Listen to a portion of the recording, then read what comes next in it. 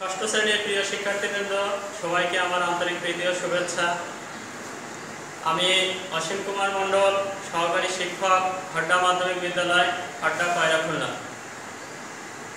আমি গত ক্লাসে তোমাদের অষ্টম গণিত বিষয়ের অষ্টম অধ্যায় থেকে গড় নিয়ে আলোচনা করেছিলাম। আজকে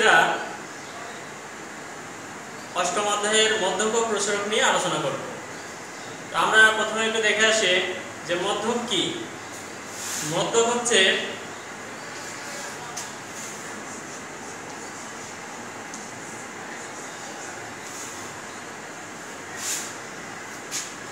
উপাত্ত সমূহকে ক্রমানুসারে সাজানোর পর যে মান উপাত্ত সমূহকে সমান ভাগে বিভক্ত করে সেই মানটিই হলো মধ্যক। এই মধ্যক আবার দুই ধরনের, একটা হচ্ছে জোড় সংখ্যার ক্ষেত্রে মধ্যক নির্ণয় করা যায়, আর একটা বিজোড় সংখ্যার ক্ষেত্রে মধ্যক নির্ণয় করা যায়। এখন আমরা বিজোড় সংখ্যার ক্ষেত্রে কিভাবে মধ্যক নির্ণয় করে সেটা এখন দেখব। বিজোড় সংখ্যা যেমন আমি কয়েকটা উপাত্ত এখন লিখব, 4, 6, 3, 7, 9, 8।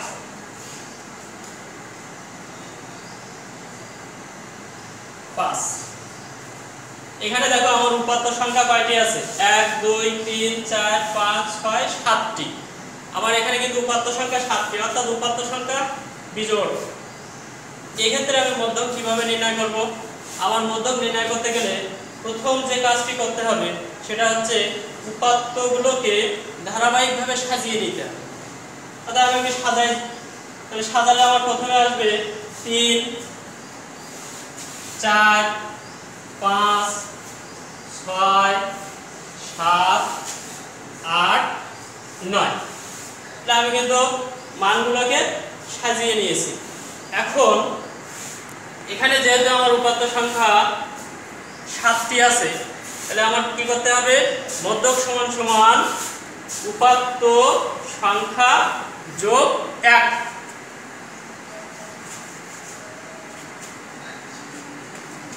মধ্যক সমান উপাত্ত সংখ্যা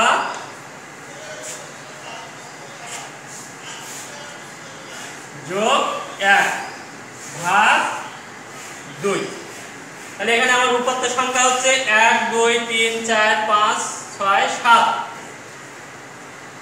7 যোগ 1 ভাগ 2, তাহলে 7 আর 8, 8কে 2 দিয়ে ভাগ দিলে হলো 4তম পদ। 4তম পদ অর্থাৎ চতুর্থ পদ কোনটি?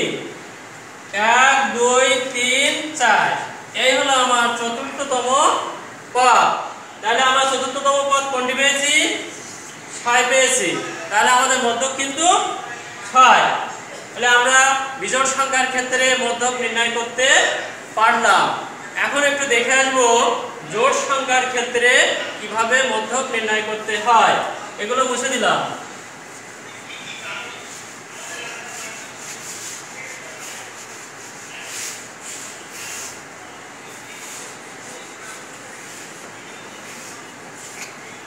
জোড় সংখ্যার আমি কয়েকটি উপাত্ত লিখি। 3, 5, 6, 9, 11, 8। এখানে 6টি আমি নিলাম, অর্থাৎ জোড় সংখ্যা। তাহলে 6টি পদ, 6টি উপাত্ত আমার জোড় সংখ্যা আমি জানি। তাহলে এখন আমি মধ্যক নির্ণয় করতে গেলে কি করব?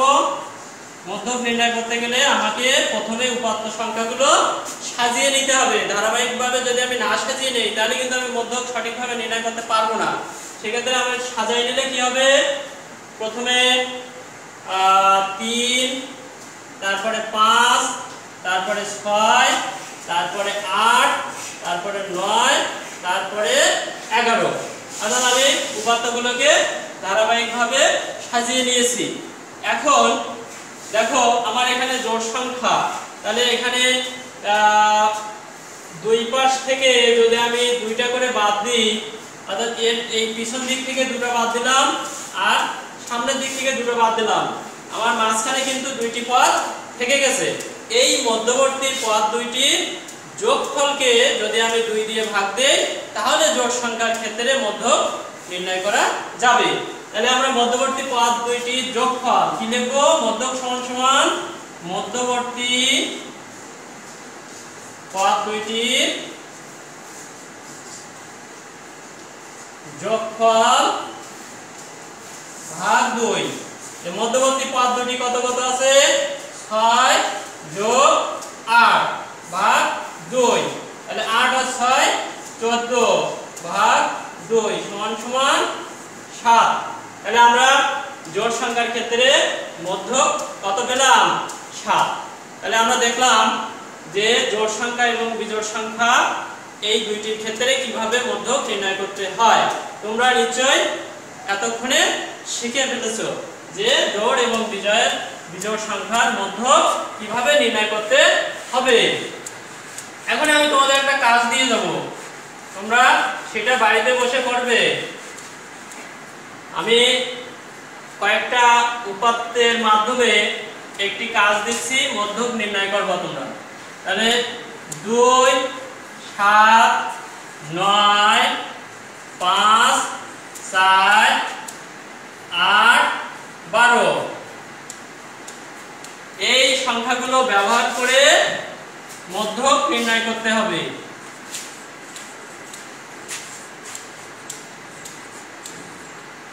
মধ্যক নির্ণয় করো সংখ্যাগুলোর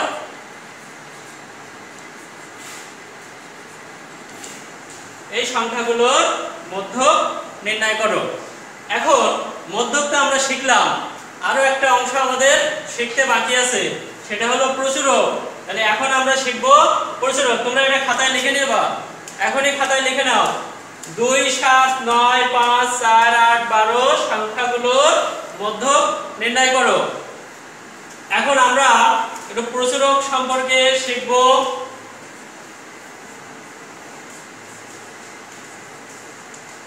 তার আগে আমরা একটু জেনে আসি যে প্রচুরক কি। প্রচুরক হলো উপাত্তগুলোর মধ্যে যে সংখ্যা বা সংখ্যাগুলো অধিক পরিমাণে থাকে বা সর্বাধিক পরিমাণে থাকে সেই সংখ্যাগুলোকে আমরা বলবো প্রচুরক। তাহলে আমরা এখন একটা উদাহরণের মাধ্যমে দেখে আসি প্রচুরক কিভাবে নির্ণয় করতে হয়। এগুলো মুছে দিলাম, তোমরা নিশ্চয়ই খাতায় লিখে নিয়েছো এতক্ষণ।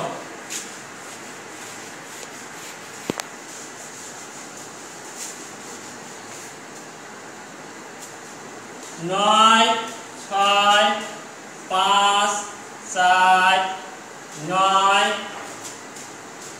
5 3 2। এইখানে দেখো আমি কতগুলো উপাত্ত লিখেছি না? এই উপাত্তগুলোর ভিতরে 9 সংখ্যাটা আছে 2 বার, আর 5 সংখ্যাটি আছে 2 বার, আর অন্যান্য সংখ্যাগুলো কিন্তু সব একবার করে আছে। তাহলে তোমরা দেখো তো এর ভিতরে প্রচুরক সংখ্যা কোনটি হতে পারে। আমি কিন্তু তোমাদের বলেছি প্রচুরক সংখ্যা একই সংখ্যা থাকতে পারে অথবা একাধিক সংখ্যা থাকতে পারে, তবে দেখতে হবে যে কোন সংখ্যাগুলো সর্বাধিক পরিমাণ আছে। এখানে আমার অন্যান্য সংখ্যাগুলো কিন্তু একবার করে আছে, কিন্তু 9 আর 5 এই সংখ্যা দুইটি সর্বাধিক বার আছে, সর্বাধিক 2 বার করে আছে। তাহলে আমার প্রচুরক হবে, এখানে আমার প্রচুরক হবে 9 এবং 5, 9 এবং 5। এখন যদি কোনো সংখ্যা একবার থাকে, অর্থাৎ এরকম হতে পারে যে 5 সংখ্যাটি থাকলো না, তাহলে এখানে দেখো 9 ছাড়া কিন্তু অন্য কোনো সংখ্যা 2 বার করে নেই। তাহলে সেক্ষেত্রে আমরা বলতে পারি যে এই উপাত্তগুলোর ভিতরে 9 সংখ্যাটি সর্বাধিক 2 বার থাকায় প্রচুরক 9। তাহলে এক্ষেত্রে কিন্তু আমার প্রচুরক হবে 9। এবার সকল সংখ্যাগুলো যদি একবার করে থাকে সেক্ষেত্রে আমরা প্রচুরক কিভাবে নির্ণয় করব? দেখো এখানে 9 6 4 5 3 2 এই সংখ্যাগুলো দেওয়া আছে। এই সংখ্যাগুলোর ভিতরে কোন সংখ্যা কি সর্বাধিক বার আছে? তোমরা বলবে নিশ্চয় না। তাহলে যখন কোনো সংখ্যা একাধিকবার থাকে না তখন প্রচুরক কোনটি নয়। এক্ষেত্রে আমার প্রচুরক হবে প্রচুরক নেই। তাহলে তোমরা এতক্ষণে প্রচুরক সম্পর্কে অবশ্যই একটি ধারণা পেয়েছো। এখন আমি তোমাদের বাড়ির কাজ হিসেবে একটি প্রচুরক দেব, সেটা তোমরা বাড়িতে বসে সবাই অনুশীলন করবে। আমি কতগুলো উপাত্ত লিখে দিচ্ছি। 7 6 3 2 3 4 5 7 3 7 7 6। এই উপাত্তগুলোর ভিতরে প্রচুরক কোনটি?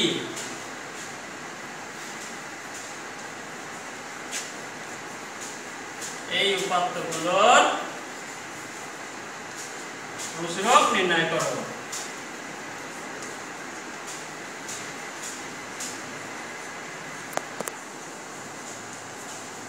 তাহলে গত ক্লাসে আমরা শিখেছিলাম গড়, আর আজকের ক্লাসে শিখলাম মধ্যক এবং প্রচুরক। তাহলে তোমাদের গড়, মধ্যক এবং প্রচুরক নিয়ে মনে হয় আর কোনো সমস্যা নেই। এখন এই যে কাজগুলো তোমাদেরকে দেওয়া হলো সেগুলো বাড়িতে অনুশীলন করবে, আর অন্যান্য বিষয়ের যে অনলাইন ক্লাস চলছে সেগুলো মনোযোগ সহকারে দেখবে এবং অনুশীলন করবে। এই আশাবাদ রেখে আমি সবাইকে আরো একবার ধন্যবাদ জানিয়ে আমার ক্লাস এখানেই শেষ করছি।